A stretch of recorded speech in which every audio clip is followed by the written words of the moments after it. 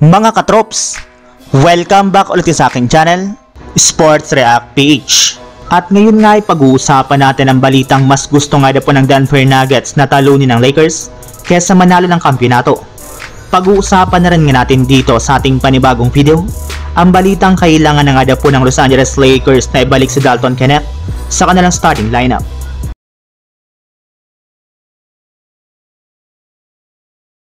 Naipamalas na nga po mga katrops ng Denver Nuggets ang kanilang worst performance sa kanilang pagkatalo kahapon kontra sa New York Knicks matapos silang matambakan. Kaya buong organisasyon nga po ng Nuggets simula sa kanilang mga fans, analysts, players, coaches at maging ang kanilang front office ay sobrang dismayado sa napakalamya nilang laro. Ngunit para nga po kay Jamal Murray mga katrops, hindi rin naman nga po siya nag-aalala sa kanilang nakakahiyang pagkatalo sa Knicks dahil alam nga po nito na napakahaba para naman ang season. Meron rin naman nga pong sariling buhay ang kanyang mga teammates sa labas ng basketball. Natalo pa lang naman nga po nilang Lakers nung nakarang araw sa Los Angeles, kaya may ilan nga po sa kanilang mga players ang naninirahan dito ang masyadong nag-relax at nawala ng focus na siyang rason ng kanilang pagkatalo.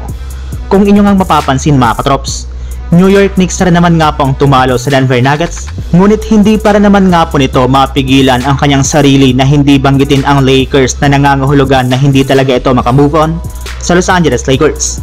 Mukhang mas mahalaga para naman nga po na talunin nila ang Lakers kaysa manalo ng titulo.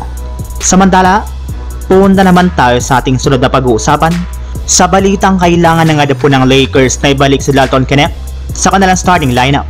Simula nga po mga katrops nang ibalik si Dalton Knecht sa bench ng Lakers ay nagkaroon na nga po sila dito ng record na 0 wins at 2 losses.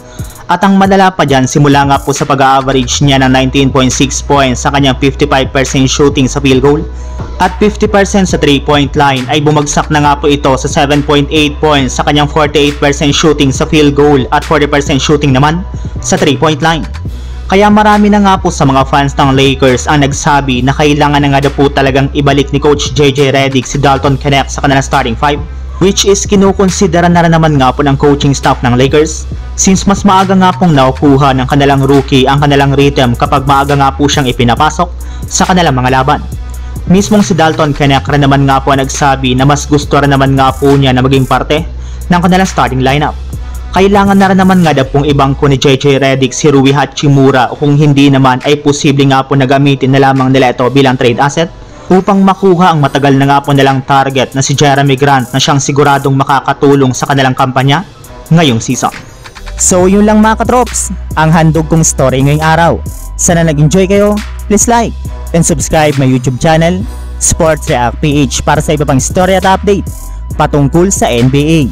Kita-kits muli sa ating susunod na video.